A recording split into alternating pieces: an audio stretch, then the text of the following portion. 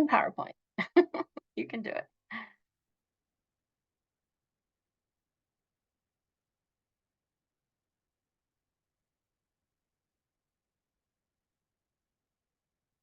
Okay, well, while that's thinking, hopefully that decides to come up. Um, Today, later on, here in a minute, we're going to be talking about coordinating. Obviously, the topic of the week is coordination and talking with other people on the treatment team. So we will be talking about releases of information and who we can speak with and who we cannot speak with without a release of information. So start thinking about who can we speak to without a release of information. So I want you to start thinking about releases of information and who we can coordinate with. And we will actually do a poll, a formal poll here in a moment about that. So I just want to get you started thinking on that topic here, get you ready for that, ready for that information here. I really hope this starts. I don't know why this is not going. I may have to download this. Maybe that will help.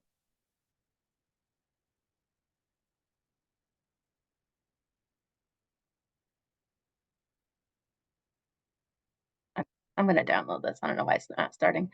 So while I'm doing that, let's talk about last week and how did it go last week with skill building. Last week's topic was skill building. So I want to hear what went well with skill building, maybe what were some barriers that you ran into with skill building. Please feel free to share what you ran into last week with skill building.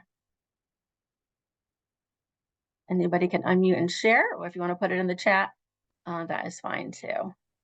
I had a resident who is in the process of moving and she's got a lot of stuff. She's been at the facility for a while. So we use task analysis for like breaking down like what areas to start with for packing up. Okay. Got a lot of stuff. She was feeling kind of anxious and overwhelmed. But we started like room to room, and then on top of like room to room, what things she's going to need or want to still have access to easily and conveniently for the next couple of weeks until she figures out exactly when her move date is and can start more serious about packing in. Okay, so it sounds like task analysis really kind of broke it down into steps that were more manageable, more like bite-sized pieces for that client.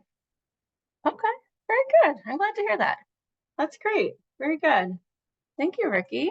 Anybody else? Yeah, so I honestly thought that my note was fantastic, but apparently it was not. Oh no. My task was I had a client that was real anxious because he was always like ready, waiting on his family to like bring him groceries and stuff. Because he's not real tech savvy. He has a cell phone. So we were able to break down and me write step by step in order for him to place his own Walmart order to actually have food come when he is ready to eat. And he actually did it last week because when I met with him yesterday, he admitted that it wasn't as fearful as he thought it would be because he thought he would like mess up on it or not get the items that he wanted. So it went really well. Great. So again, breaking things down into smaller chunks that are easier to tackle. It sounds like it's helpful for a lot of your clients. That's great. I'm so glad to hear that. Okay. Anybody else? How do clients respond when you were skill building using task analysis? I have a client who he was overwhelmed by all the chores he had to do in a week.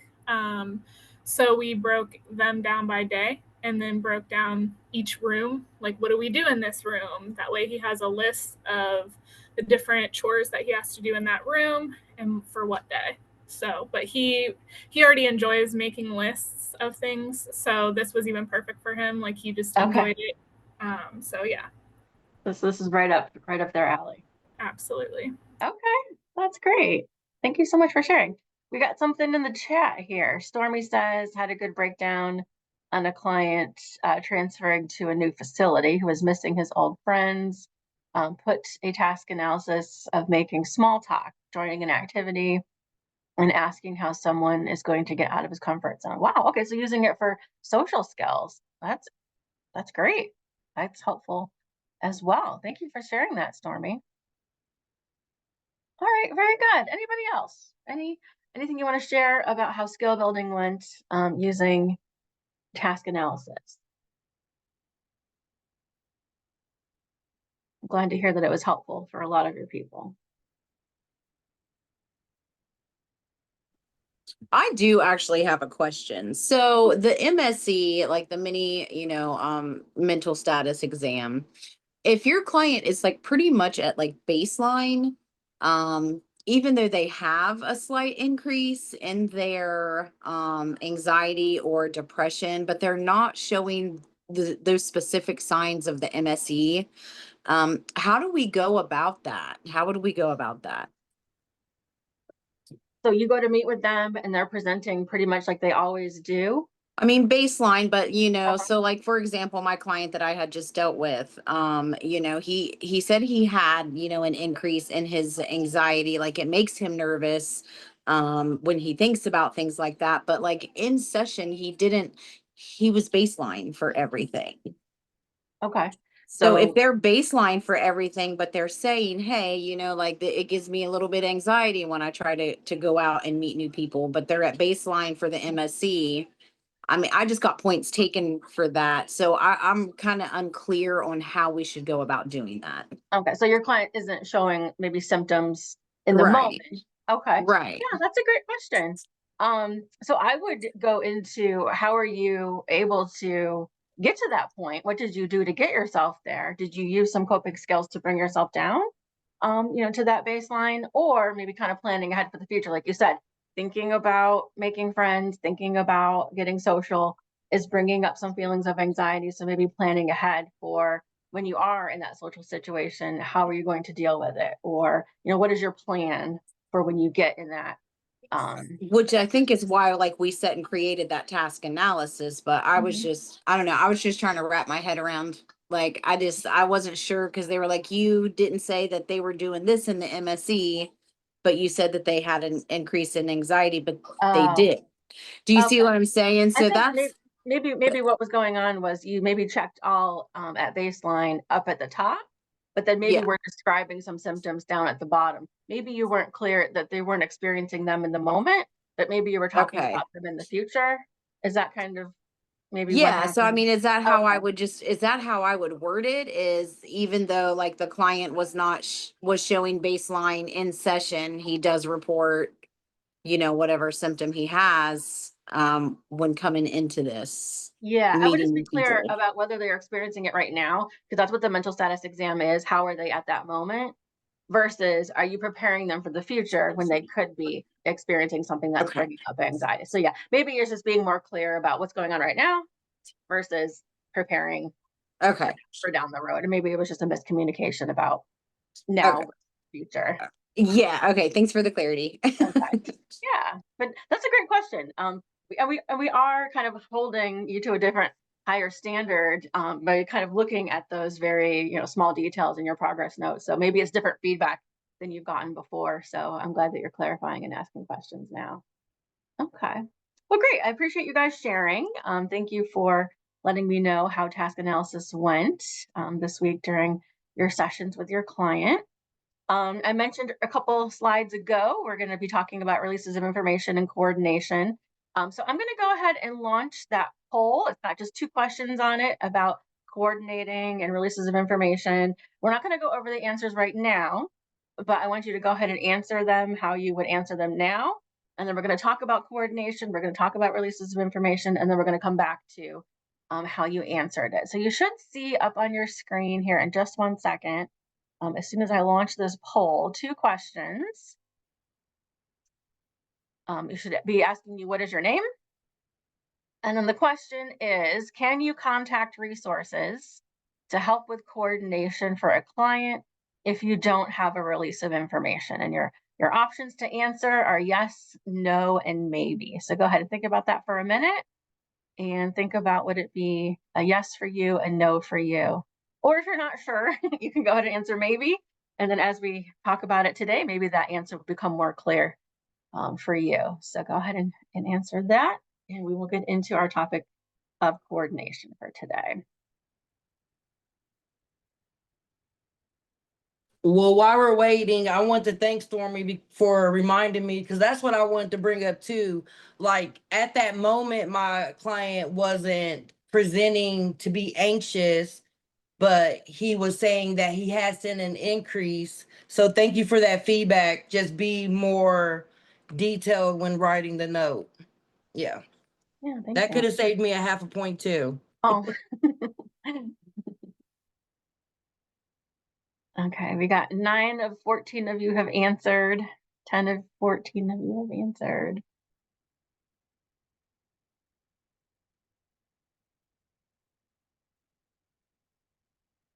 Okay, just one more of you out there. You should answer. It might be even be you, Jeremy. I don't know. Okay, 100% of you have answered. I'm just going to write down the percentages. So 1 of you said yes. 8 of you said no. And 5 of you were unsure and said maybe. Okay, so we will come back to this here in a second. So thank you for answering the poll. All right, so let's get into, here you can see the results here real quick. And then we'll get into coordination and we'll come circle back around to this topic here in a second. Okay, so coordination. So again, bringing it back to Ohio Administrative Code, just real quickly, it is provided for in the Ohio Administrative Code to provide coordination. What that looks like is kind of implementing the treatment plan that we are assisting a client with, linking them with services in the community. It could be formal services or it could be informal, so, increasing their support, increasing linkages with their family, with their friends, with their church. So it could be both formal and informal. It could be both of those when it comes to coordination. It could look different depending on the client's needs. But we want to bring it back to the client needs. Remember, when it comes to treatment planning, it is based on needs. That's why ongoing assessment of needs is what we went over first, because that's what we base our goals on. What does the client need? That determines the objectives. And then our objectives determine interventions. It does all start with needs. So you have created that great treatment plan. You really listened for needs. You based the treatment plan on needs. So now it is time to sort of put that treatment plan into practice and start linking and coordinating with those services, because we may be linking them with things that we cannot provide. So we may not be a nutritionist, for example, but we may be a very good TBS specialist who's going to link them with that service. That's where our expertise and our information that we have sort of comes into play. And that really is what kind of coordination means in this context. So it looks like, yes, linking your client with other services is one thing that coordination could look like. And if you remember back to the workbook that you received during in-person training, you might remember back to learning about 211. That is one way and just one resource to use to access needed supports to help clients get their needs met. We're going to learn about a couple more here today that should have been sent to you before class started. And what was sent to you before class started was a nice list of additional crisis type resources. Those were included in that email. Here's just a refresher of what was on that list. We had a couple suicide and crisis lifelines, both numbers to call, and there were also some numbers to text. And then we also had some specific numbers for specific populations. So for veterans, for LGBTQ youth, we also included the trans lifeline on that list. So kind of getting more specific to your unique, again, client needs is part of coordination. And then we also included some information specifically for people who are deaf and hard of hearing. So these would be for people who need specific accommodations, maybe for video phone or for texting, because of a hearing impairment. So just some additional services to coordinate that we provided for you to pass along to your clients. However, since we are on the topic of crisis, I always like to remind TBS specialists that you yourself are not providing crisis services, but you may want to use this information to prepare your client for a potential crisis. If your client is actually in crisis, you'd be contacting your supervisor or coordinating with your client's therapist, nurse practitioner, contacting the incident hotline, who is going to help you know what to do. So you'll defer to them. Those are the professionals who are going to perform the crisis assessment or work on getting the client to a higher level of care. So just some other things to coordinate and just some things to remember as you're providing TBS services to your client. But coordination is not just giving your client a phone number or giving your client, a doctor's name. It's more than that. It doesn't stop just after the linking. We're going to go a little bit deeper today for some tips to do some good quality coordination to really set your client up for success and to really make sure that we are having our client get the most benefit from that resource, so to get the most benefit from that referral. So we'll talk about also what to do after you've linked your client with that resource or with that referral. And we're also going to talk about how to make sure you are staying HIPAA compliant as you're doing all of this coordination. So lots of things on our agenda to talk about today.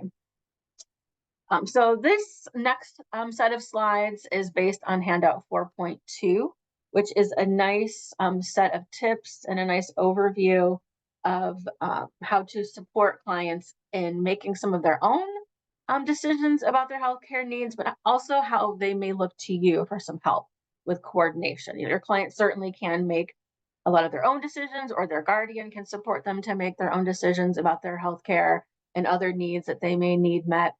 But they also may be looking to you for your expertise and for your coordination to help them be linked with those services. So this is kind of where you can step in to help educate them about those services, to help them be successful as they access those services, to help advocate as they're using those services. And they may also need to use some of those skills that you're teaching them as they're using those services. They may be anxious about seeing a new provider, or they may be anxious about going to a new group, for example. So you can kind of be that bridge between the sessions that you're having with them one-on-one and them going on to another service or going on to another provider. And that's really, I think, where TBS can provide a unique service.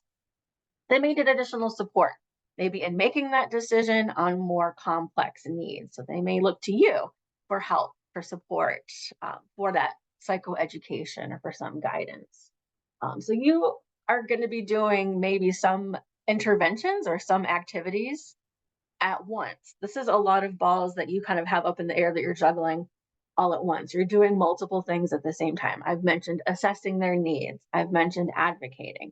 I've mentioned coordinating. I've mentioned giving them psychoeducation. So you yourself are doing quite a bit to really set your client up for success, to help them feel confident in that new service, to feel comfortable in that new service, to feel less anxious as they're going on to a new provider, and maybe to help them advocate for themselves as they're going on to a new provider or going to participate in a new service.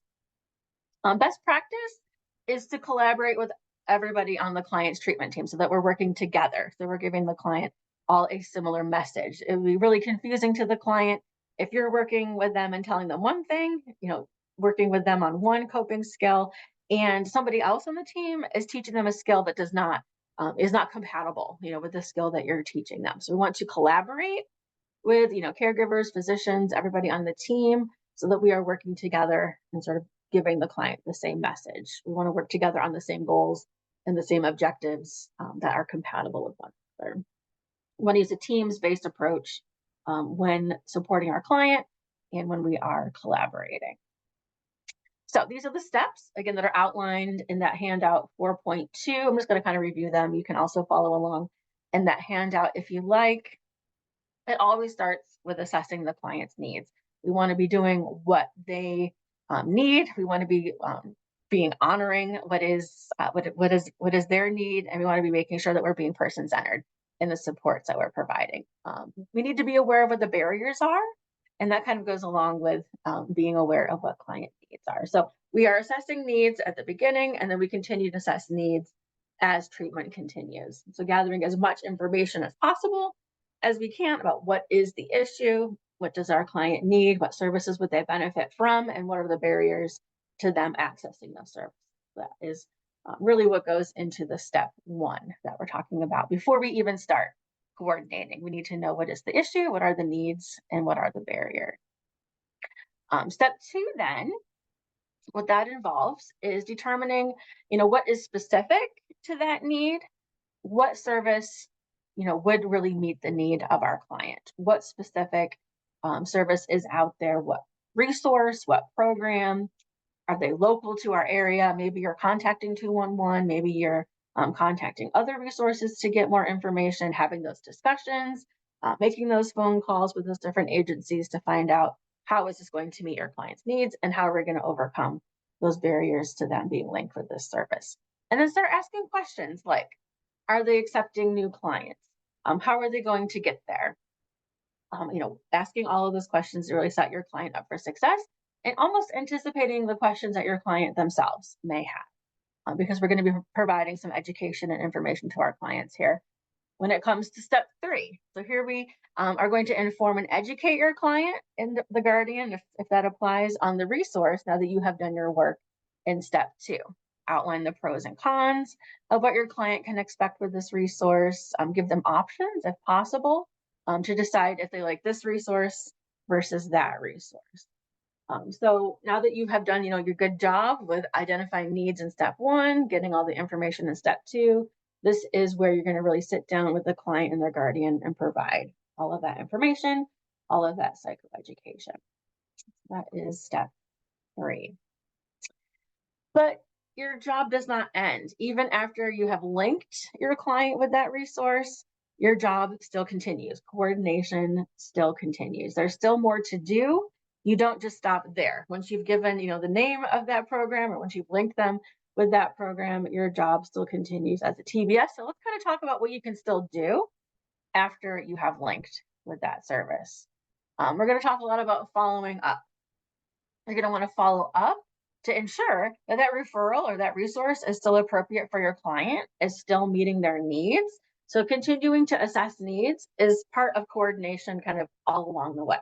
We never really stop assessing needs. We are continually assessing for needs, checking in, and also talking about barriers. So by this point, after we've done step 1, step 2, step 3, and started following up, they probably have encountered multiple barriers by this point. Things like being put on a wait list. Maybe we found the best program that meets their needs, but oh no, there's a wait list. Or maybe we can't figure out transportation to get them there. Or maybe you found a great program that meets their needs, or client is anxious or hesitant about participating. They're anxious to meet a new provider or to participate in a group, for example. Or maybe your client doesn't understand why you're recommending this particular service for them.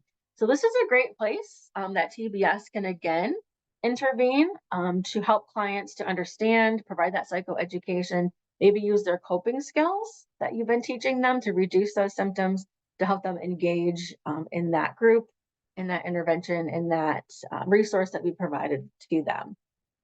So I kind of want to stop here and just brainstorm for a second. Are there any kind of skills that you're already working on with your client that you could sort of translate to help them participate in another service? Is that anything that you have run into? Coping skills that you're teaching that might be useful for them in another area or in another service that they're participating in? Does anybody run into that anywhere? I have a client who she's been working on like self-advocacy because she lives by herself and she's disabled. I actually do have a question regarding like coordination, just because she's a community client of mine. She's not IDD or anything. She just is disabled in HUD housing in Cuyahoga County. So I don't really know what resources to give her. She said she would like a social worker, but she claims she has looked into, having a social worker who can like kind of help her advocate for herself in her building, because in the last session, she kind of told me that she doesn't shower as often because the bathtub in her apartment is too high and she would need help to get into the bathtub. Okay. Yeah, so I don't know. I know this is like kind of like a loaded question, but like, No, that's okay. I just don't know. I want to help her, obviously, because I think showering once every 2 weeks is not enough. And her building advertises that they're for disabled people. Mm-hmm. So, I feel like a social worker would be great for her. I just don't know really who to reach out to get her, or to have her reach out to, I guess. Yeah. So Okay, if any of you are from Cuyahoga, let me know, because I don't know. okay. We got some stuff in the chat. I'm not sure if it's directed to you. Let me see. Somebody looking for dental care. Okay, that might be another example. Before we go on to other examples, does anybody have any advice or any recommendations for Marlana and her client? It kind of sounds like ADA. It kind of sounds like some accessibility issues, maybe some Yeah. renters, maybe even some renters' rights or Yeah, resident that's what I was rights. thinking too, because she said that like other apartments in the building have received like new bathtubs, but for whatever reason, I mean, in Hood housing, I mean, most of the time it takes a little while for them to get into your apartment and do stuff. But Mhm. she said it's like pulling teeth to try to get anyone in to fix Okay. something or to put.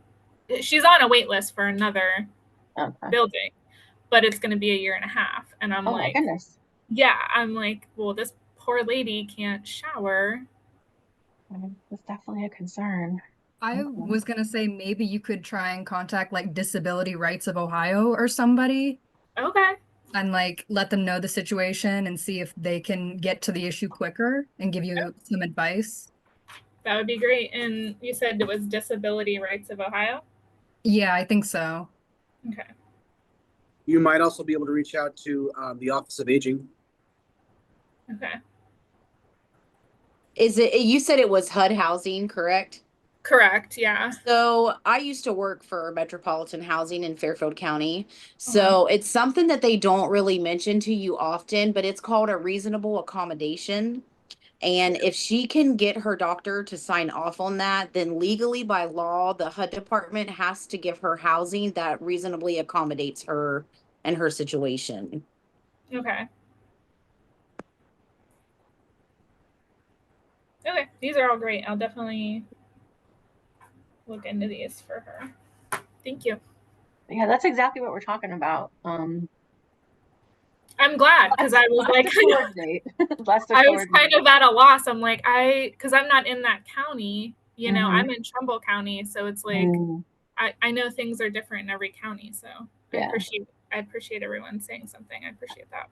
Yeah, thank you guys. Thanks for helping each other out and brainstorming.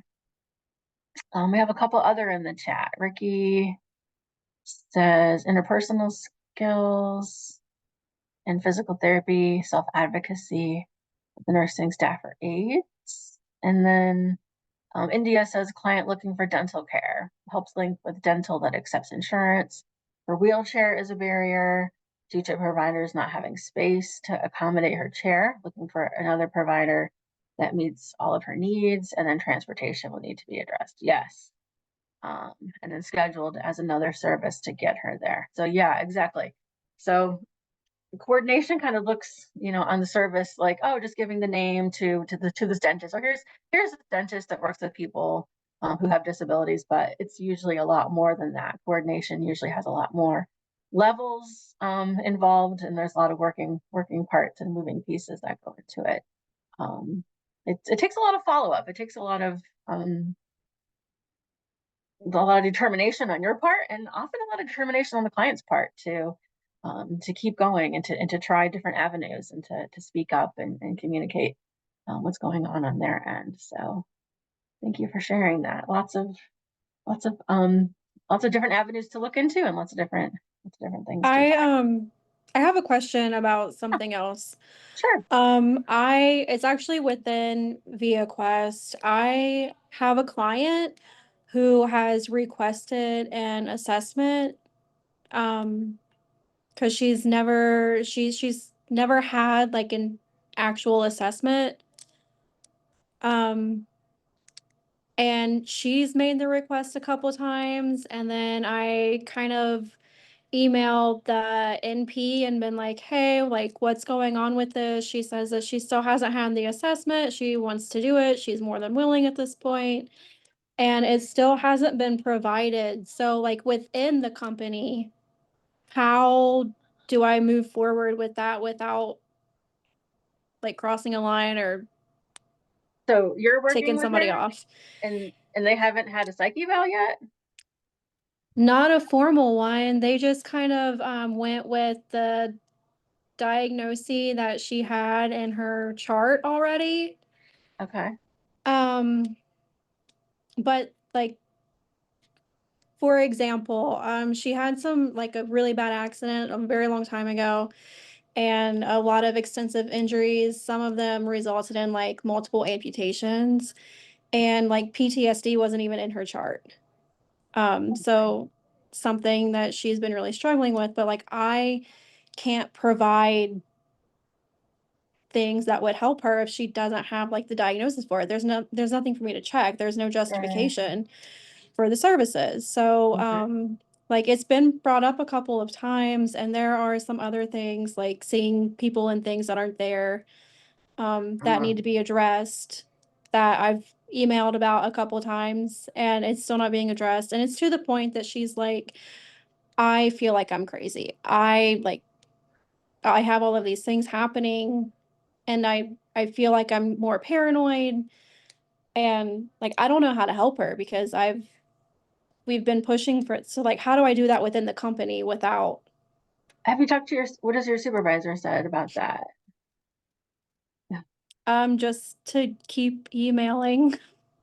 Okay, we can talk afterwards, but no, you're right. Okay. If there's new symptoms that are coming up that need to be assessed, it sounds like a reassessment would need to happen. Or if this person was never properly assessed to begin with, we need to have Yeah, I just don't want to a do it psych in a eval. way that's going to like Yeah. cause problems long term Yeah. because going to be working with these people. So Okay. Yeah, no, I would start with your supervisor, and if not, we can talk after class. But thank you for bringing it up. Thank you for advocating for your class, because you're right, or for your client, because you're right. You can only do so much unless they have the diagnosis, because we always talk about the medical thread, or the thread of medical necessity, the golden thread of medical necessity, which starts with the diagnosis. So yeah, you have an excellent point there. You can't do what you need to do unless you have that diagnosis. So yeah, well, we can talk afterwards if you're not getting where you need to go with your supervisor. All great points. Thank you guys. Appreciate your sharing. So you're kind of doing just this. You're doing already what we're talking about here. Monitoring your client, checking in with your client and the new resource and the new referral. Your support may be necessary to promote the client access to this new referral or this new resource, or to support them participating with this new service or this new referral.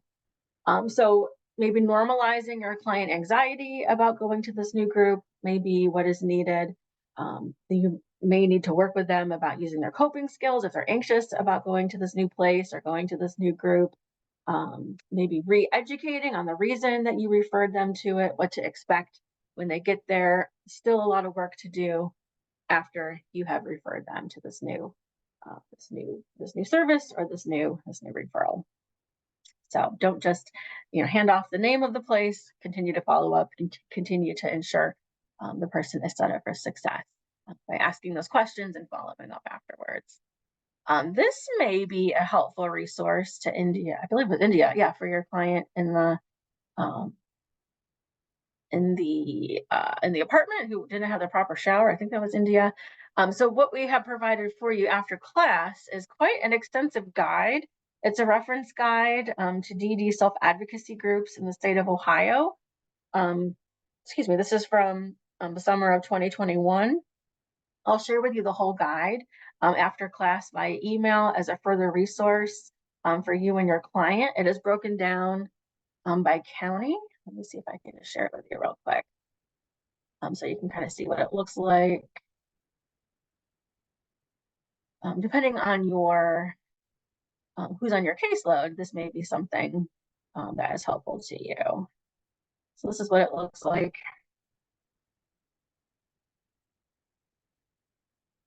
So self-advocacy groups in the state of Ohio, that's a little introduction.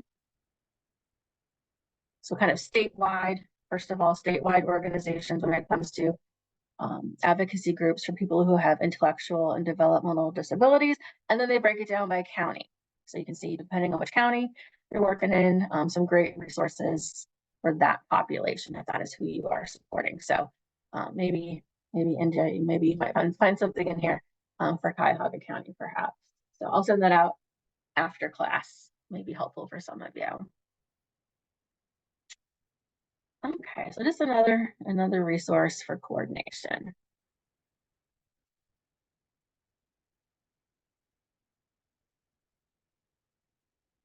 Oh, this is not going to work again. Go to this version. Okay. All right. So let's kind of go back to our topic about releases of information, coordinating, releasing information about our client as we're coordinating.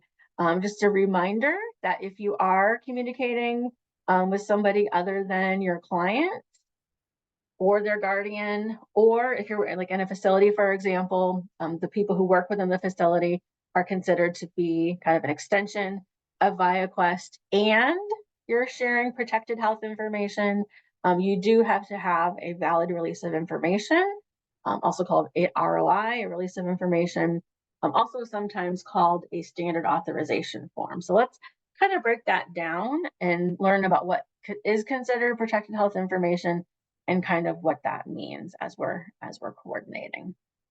So protected health information, or PHI, is information that relates back to your client about their health status or their mental health status, about healthcare that has been provided to them, or even payment for healthcare that has been provided to them, or somehow a piece of information that can be linked back to a specific client. This really includes any part of a client's medical record or even part of their payment history. If you want more detailed information, I'm going to refer you to hhs.gov/HIPAA, HIPAA. If you want more detailed information, I'm going to give you some kind of general information about it today, though. But under the HIPAA, HIPAA, the Health Insurance Portability and Accountability Act, these are the 18 identifiers that are considered to be protected health information. So your client's name, geographical identifiers, phone numbers, email addresses, social security numbers, things such as that. And then here's a bunch more. I'm not going to read them all to you. You'll get the PDF after class, but really, again, anything that could be linked back to your client, even including pictures, even things like device numbers. So if your client had like a pacemaker, even those device numbers like pacemakers and hip replacements, those all have serial numbers. Those could be linked back to your client. So any kind of piece of information that could be linked back to your client, all of those are considered to be protected health information, and that information cannot be shared without a release of information. This all is outlined in our policy and procedure, uses and disclosure of PHI, which you can find in PAYCOR. I do highly recommend that you get all of your policies and procedures right from PAYCOR. That is where we keep the most updated policies and procedures. So please go to PAYCOR to get those. But let's talk for a second about how do you know that release of information, that form, how do you know that that form is valid? We'll talk here for a minute about what will indicate to you that it is considered to be valid. So we'll look at an example one here in a second, but each box on a release of information that has an asterisk needs to be completed. That's part of what goes into making a release of information valid. Also need to keep in mind that releases of information can be valid for up to a year. However, they can be valid for less than a year if those dates are specified, and they must be signed by the client and the client's guardian if the client has a guardian. So let me bring up an example one for you here real quick so you can see what it is that I'm talking about.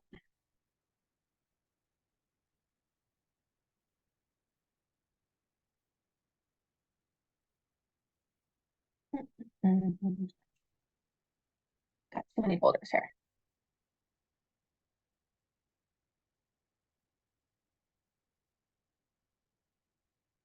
Okay, so here's an example of when that's filled out. Let me make it a little bit bigger so that you can see it.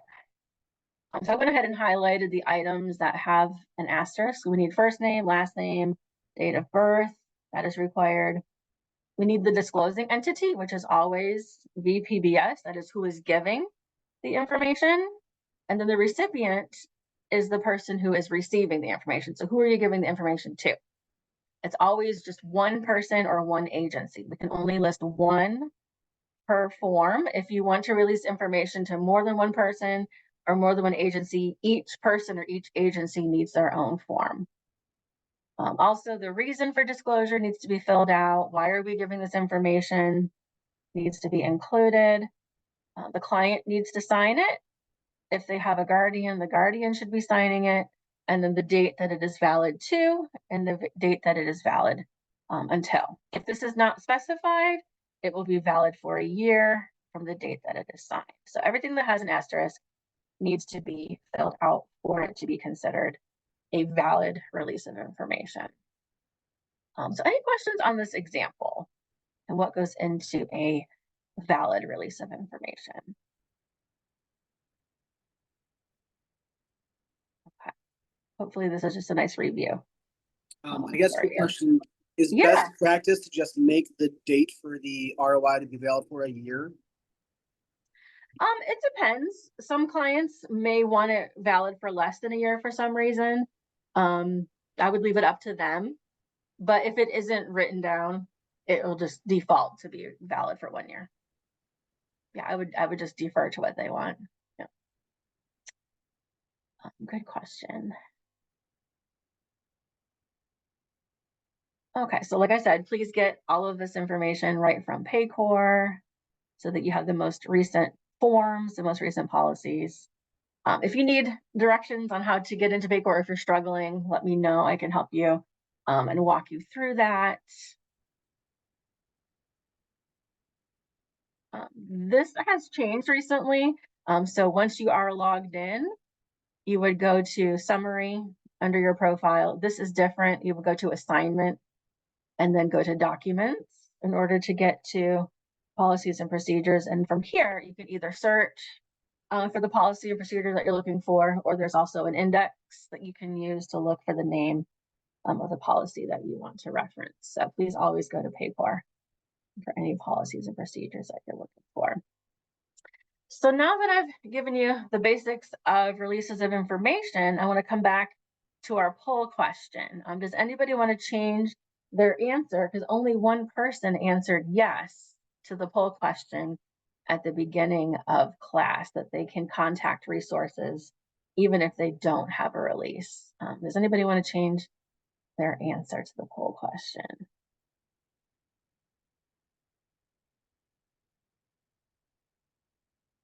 Or are you keeping your same answer as before?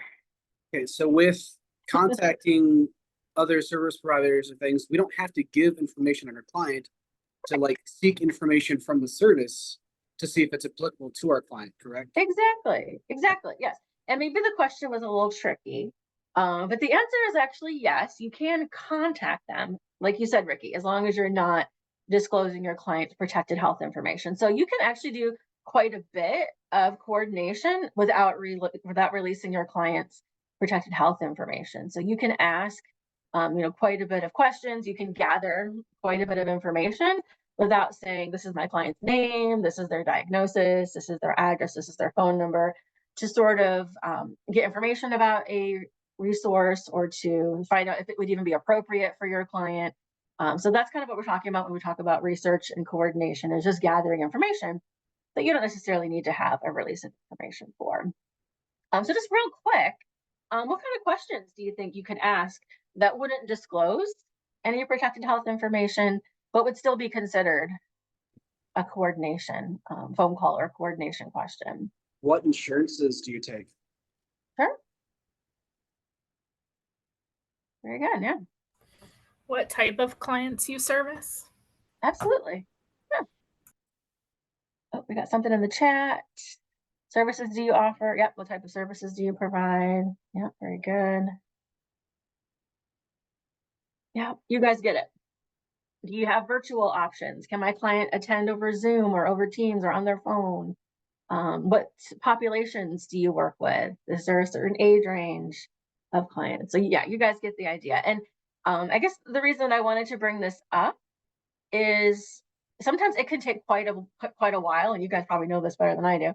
it can take quite a while before you get that release of information from a client's guardian. So I guess the point I wanted to make was sometimes don't wait around maybe for that release before you start researching potential sources of information, because you maybe have wasted some time just trying to get that release that you could have spent calling these places, getting that information, educating your client, giving them options. So I just wanted to kind of put that out there. There's quite a bit of work, quite a bit of coordination you can do, even if you don't have a release of information. Just want to kind of put that bug in your ear, put that idea out there. So I'm going to end here in this section, just that there is a lot of skills that go into coordinating. Coordinating is hard work. Coordinating takes a lot because you are educating your client on their options. You're actively listening to find out what their needs are. You're questioning the resources. You're questioning your client. You're questioning their guardian. You're questioning people on the care team. You're brainstorming what would be helpful to my client. How am I going to get them there? What's the transportation? What are their options? You're finding opportunities for growth. You know, what does my client even need? What would be helpful to them? Maybe we're also modeling along the way. Maybe the hope is eventually my client will coordinate some of this for themselves in the future. So you're also teaching the skill of coordinating as you're doing the coordinating. And then it also takes a lot of energy, it takes a lot of work, it takes a lot of effort to follow through with coordinating after you've linked the client with that support. So coordination, again, is not easy. It is a labor intensive and multi systemic intervention that you are doing. There's a lot that goes into it. So I just wanted to kind of put that out there, that there's a lot going on, a lot of moving pieces when it comes to coordination. All right, we only have about 10 minutes left, so I'm going to actually skip the coordination scenario, and we're going to go. Yeah, I have a question real quick. Progress now. Yes, go ahead. As far as coordination, like for me, all my clients is inside of a nursing home, and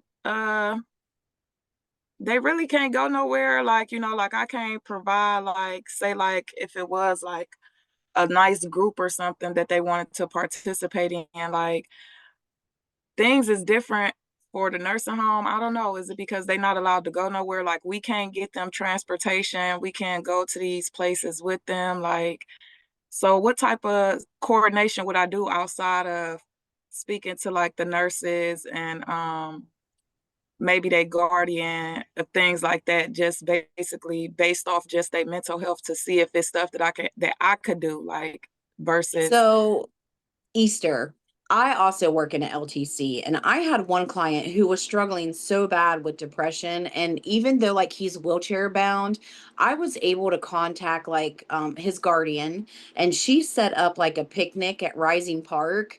And we coordinated transportation for a fun bus to come pick him up and then drop him off at a certain time. It was like a 2-hour frame.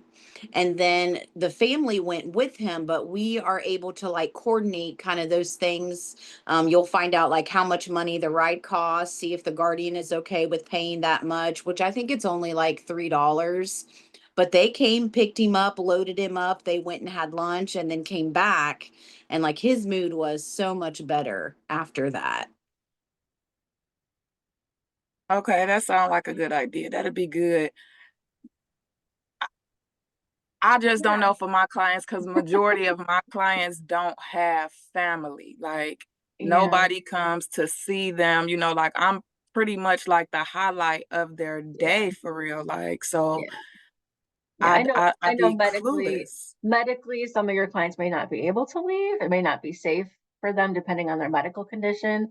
But just a couple weeks ago, I actually linked a nurse practitioner with a virtual Zoom eating disorder group that a client could attend virtually. So if they can't leave, maybe we can bring the group to them, or maybe they could attend over Zoom or something like that. So I don't know. Anybody else have any suggestions?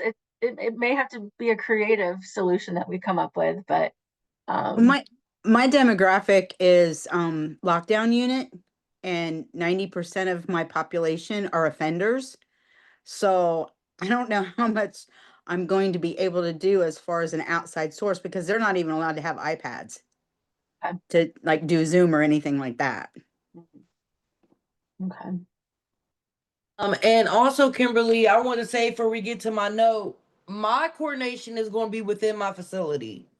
Like they might need to speak to the social worker or maybe get their hair done at the salon inside my facility, but that's what my coordination is going to look like in my LTC facility. And that's coordination too. Okay. Coordinating with nutrition, coordinating with the social worker, coordinating with activities. Maybe that is what your coordination looks like, and that's fine too. That also counts.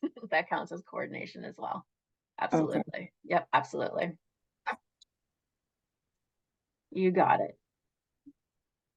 Okay, we just have a couple minutes left. Let me get through the note, and then I'll be around for a few minutes of questions if anybody wants to stay after. So here's our example note. In this note, under coordinating, we were assessing and linking. Client response, Meredith stated she was open to trying a diabetes support group and reported, quote, "It's hard sometimes not to be able to eat what I want. I get depressed and down on myself. Food makes me happy and my diet is very restricted. I wouldn't mind talking to other people about it to see how they handle their diet and feelings about food." Meredith explained she might make healthier choices when dining out, as well as decrease anxiety and negative self-talk if she planned ahead and knew the restaurant menu. Quote, "I could stick to my diet more when dining out if I decided what I was going to order before I got to the restaurant. I would probably worry less. I beat myself up for eating salty, fatty, and sugary foods, plus I don't feel good after." So Meredith here is definitely participating, and she's definitely addressing her barriers. Good job, Meredith. So what was identified as coordinating was a support group. We have her symptoms, and then we have sort of a plan of what she's going to do going forward to reduce her symptoms of worry, reduce her symptoms of anxiety and negative self-talk. And then her plan for her and for her TBS specialist is linking Meredith with that support group that meets virtually. TBS specialist will coordinate with her son to determine what restaurant she's going to, coordinate with the nutritionist to support Meredith to select entrees to order, which follow her diet, coordinate with her son to support her to order items off the menu, which are in line with her diet. And then Meredith will identify and replace self-talk that is continuing depression by identifying 3 positive self-statements after dining out with her son at next session. So that's a lot. That is a lot for a plan. That's a lot going on. That may be a couple weeks worth, maybe, of homework. I don't know. That's quite a few things to be working on there. But we have it measurable. We have symptoms that we're decreasing, and then we have things for the TBS to do, and we have things for Meredith to do, and we have things for her son to do. So everybody here is really working together as a team. Homework. Yeah, everybody has homework. Exactly. We're all doing something. We're always working towards discharge. We've mentioned that several times because we may be coordinating for aftercare or coordinating for some service to be in place after TBS services are over. So we have a few minutes left. Is anybody struggling to know what are they going to coordinate, or how will they use the intervention of coordination this week with a client? Anybody need any help bouncing ideas off of each other in the last couple minutes here? Yeah, y'all could continue to give me some for my LTC facility for my clients who can't leave. They can't, they don't know how to work an iPad. They don't even have them. Like, they do ask me a lot about cell phones, if I could get them a phone, help them get a phone type of thing. Then I guess that's not allowed to have a phone because all they do is harass and make phone calls. So yeah, I would like some ideas for my older group. I coordinated with the dietary department and the dietitian in a facility for one of my clients a couple months back. He was unhappy with his diet. He was like a mechanical soft or something, and he absolutely hated it, and it really kind of ruined his whole day every day. So kind of coordinated with like the dietary department because he was unhappy with it, and the dietitian came and helped him evaluate and got him some different services, and they were able to change his diet. So even like within the facility, like different departments and stuff. Yeah.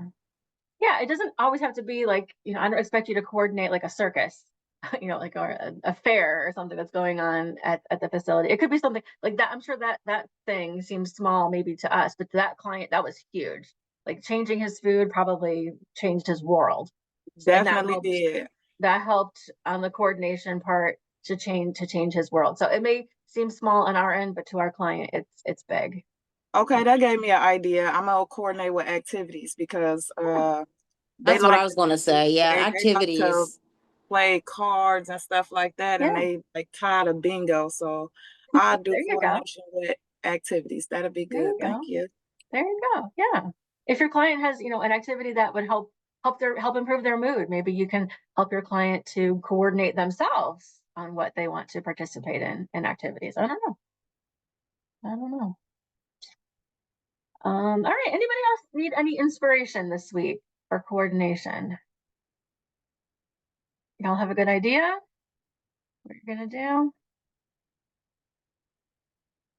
Okay, I'll hang out for a few minutes. Otherwise, that's all I have for you for today. Letitia will be back next week. I'll still be here to support Letitia. Otherwise, like I said, I'll be here for a few minutes. Hope you guys have a good week and good luck with your coordination. All right, thank you, Thank Kimberly. you. Thank Thank you. you, Kimberly. Yep.